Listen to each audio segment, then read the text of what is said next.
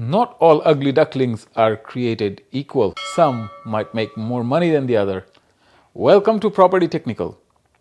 In case if you have stumbled upon this video and you are wondering, we are going to be talking about ducks.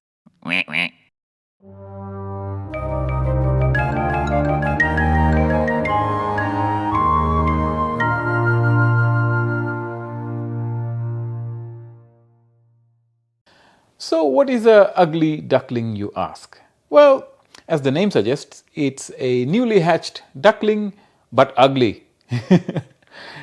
Now, we are talking about properties that are undesirable in some ways, but has a potential to later grow and become a beautiful swan.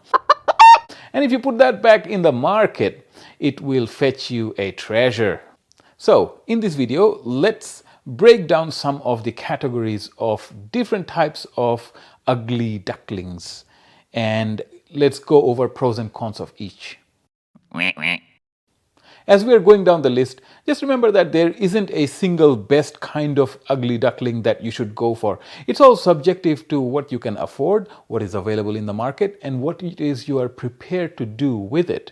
So it is really subjective to your personal circumstances as well. But it pays to know all the different types. And beyond the scope of this video, there are even more kinds of varied ugly ducklings that you can find.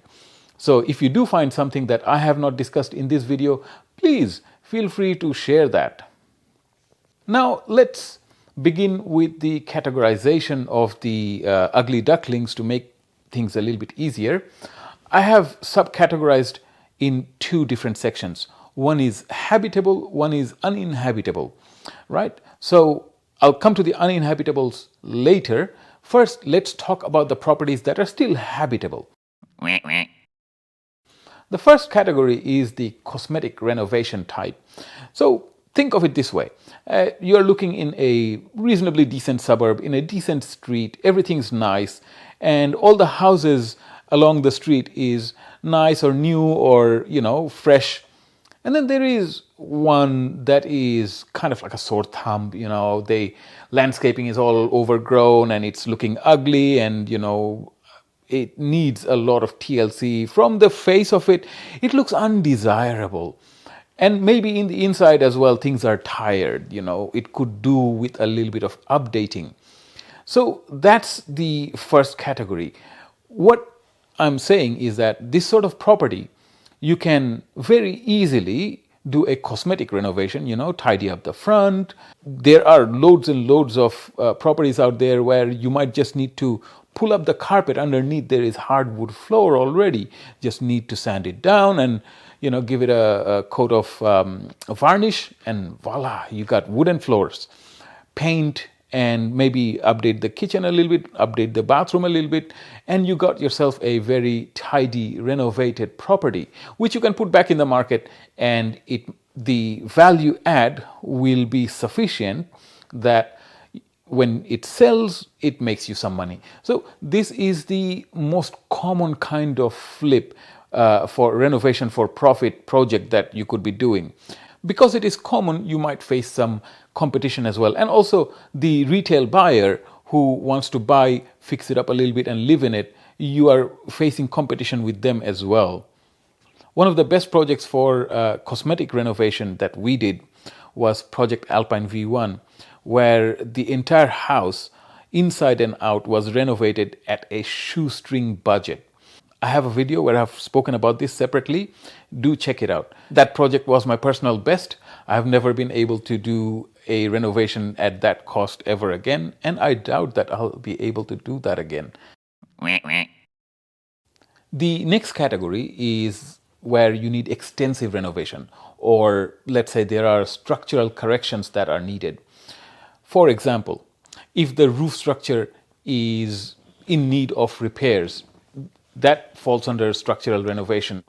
Fixing the roof structure doesn't necessarily add perceived value to the property. So things of that nature where you are having to fix things, you got to be a little bit wary of. So you got to pick your projects cautiously. let's say if a whole long beam is all rotten because there's a leak in the roof, and you have to replace that, that is going to be an expensive exercise. And for what? You didn't add a room, you didn't add, any sort of improvements like kitchen or your bathroom reno or anything like that. That's maybe like, $10,000-$15,000 that went just fixing up a structural aspect of the house. So whilst I'm not saying that you cannot make money out of it, maybe you can depending on the project itself, but be wary of that sort of things. However, here I also mean is that you can, in a structural reno, let's say you delete a load-bearing wall. That can add value, but if you remove a load-bearing wall, you'd have to put a beam in its place to hold up the roof and things like that. But here you are value adding, right? Or renovations where you are adding substantial amount of floor space, extending out, bumping out, adding a swimming pool, for example. Things of that nature where it is no longer just a cosmetic touch-up. You are doing a lot more to the property. Therefore, you are carrying more risk, but also at the tail end, there might be good rewards. Mind you, if you are not selective in this case, this sort of renovation, where you have to do substantial structural work, it can come back and bite you. And the next category is complete gut job, where you strip down a house all the way down to its bones and then build it right back up. There are ugly ducklings out there that you might be inclined to do something like that. The walls in there are, so far gone and the floor isn't any good and you have to do all of it. But the thing is, structurally, it was still sound. So the outside shell, you leave it on, and then inside you gut it all out, build it back on. Here a debate takes place. Should you knock down and build a new house altogether? Or should you use the structure of the old house and, build it up? Now, let's say, for argument's sake, the Project Rosemary, we spent close to $450. In that price point, we could have knocked it down and placed a replacement house, single story over there. But what we have gotten for $450,000, $450, yeah, that would be nice. What we get for that money wouldn't be the kind of property we ended up with by renovating for $450,000. The fit and finish that we went for are of premium range. The kitchen was not your average kitchen with natural stone, and the bathrooms were bespoke to our taste. A basic build, a builder is not going to go to those extents. Plus, the size of the house is bigger than what we could have built for $400,000. So there's that.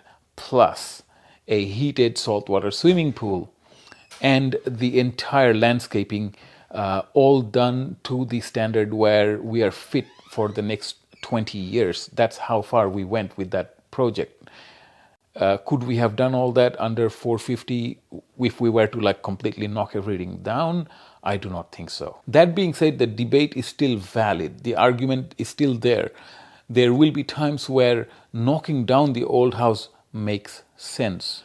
Personally, for personal usage, I like to use a renovated property, a property that I have renovated myself, where I have chosen the fit and finishes and made the designs bespoke to my need. With brand new properties, I have lived in a property that I have made brand new as well. Between the two, I like renovated properties myself. But it is a thing about mindset as well. A lot of people prefer to live in a brand new property over a renovated property. So it's really subjective on that front. As far as the project goes, as far as the property as a ugly duckling is concerned, you have to look at it from the perspective of what it can be. Where is more commercial sense? You go in that direction because you are doing it for profit, not necessarily what you enjoy more. The next one is development sites, one of my favorite. Often, more often than not, development sites, they have a tiny little house in its original conditions. Back in the days where land was being sold dime a dozen, but the people who lived there made a humble house that they could afford. And the house is pretty much unchanged, now has less value, but the land, because it's development site, has more value. That being said, what can you do with the house? It is still a habitable house, right? So you can rent it out and get the site approved for development. Two things you can do after that. One, you can hold off until your finances are in place and then you can develop it yourself, where you stand to make most amount of money, or you sell the land with the DA approved. For this, you might have to sit a little bit for the market to be in its right place. And I've done this at least twice, where we bought when the price was kind of low for a duplex site, and we lived in that property, touched it up a little bit, and then we sold it with the approval. And by then time, the capital appreciation was nice and handsome. Didn't have to do much. One of the most easiest thing you can do. And the last one among the ugly ducklings is what often is termed as functional obsolescence. This particular category is one of those ugly ducklings that not only grows up to be a beautiful swan, but can grow up to be a cow. A cash cow. So what does this term functional obsolescence mean? Well, this refers to those properties. They were built for a particular reason, but its original intended function, we can change it to something else. The original intended function is going to be obsolete. Some of the examples of this kind of ugly duckling can be old factories that the council will allow you to turn into a block of flats. The process is complicated and not all the time this is applicable, but the factory conversion houses these days are in trend. It's in style. So if you get one of those done, you can really, in the right location, rake it in. Likewise, you might have been to a doctor's chamber or a dentist's chamber or something like that, a medical center where it is set in an old house that has been converted into a clinic. This is very, very common. You can buy an old house which is in a key location where the council will entertain the application if you were to ask that, I'm going to turn it into a doctor's chamber.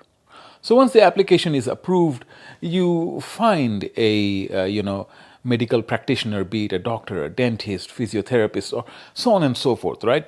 And then turn the house suitable for that practice, But those are rented for much higher price than your average standard house. Like if, let's say, you would get $600 rent per week from that particular property. If you were to turn it into a doctor's chamber, you would probably be getting a lot more than $1,000 because it's a commercial property at that point in time. So your yield just went way up.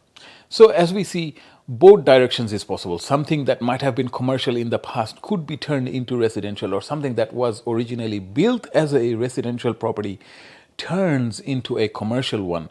How many opportunities are out there? I don't know. There are thousands of properties out there, and the possibilities are as wide and varied as an artist's imagination.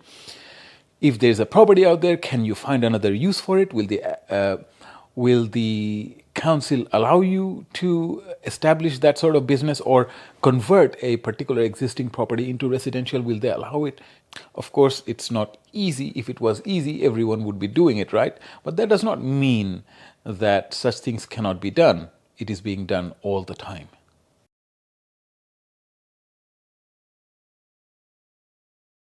Now the next category, the uninhabitable kind. So this is not just an ugly duckling. This duckling is unfortunately sick and needs a lot of care. So what am I talking about? Well, structurally condemned buildings, for example, where you need to do substantial amount of work to bring it to a habitable condition, and then you might also need to get it passed. If it was condemned for a reason. So a lot of work needs to go to get it complied completely, and then a certifier will come and possibly certify it and things of that nature. So you'll have to go through that exercise. You be cautious of what you're getting yourself into. Yes, properties of this nature does tend to sell very cheaply, and the reason is obvious, that it drives away the mom and dad buyers, right? The family people who wants a property to live in, they want to buy it and reside inside it. They're immediately turned off because there is no value in it for them. So that leaves only a particular kind of people who are looking to restore properties, people who are into properties. So that would be your competition. And the next item in this category is properties that are fire damaged. You got to be particularly careful that whether this fire damaged property, what's the extent of the damage? Can it actually be restored, or if it is a knockdown and rebuild? A fire damaged property can also be condemned if the fire had gone and done damage to the structures of the building. If it is, let's say, just the kitchen is burnt out and the inside is all smoke damaged and stuff, that is relatively easy repair if the structure is sound. So with fire damaged property, there's one thing I wanted to mention, and that is you got to be careful about if there is any investigation going on with that particular burnt property. You don't know what has happened in the past, why it is burnt down, and so on and so forth. So just a thing to keep in mind. Well, other than that, that brings us to the end of this particular subject of ugly ducklings. Of course, there are loads of other subjects to talk about, especially combinations. A duckling could be ugly and also has other permutation combinations of different opportunities blended in. So I look forward to talking to you about those in another video. So until then, I wish you all the success, and till we meet again, you take care of yourself.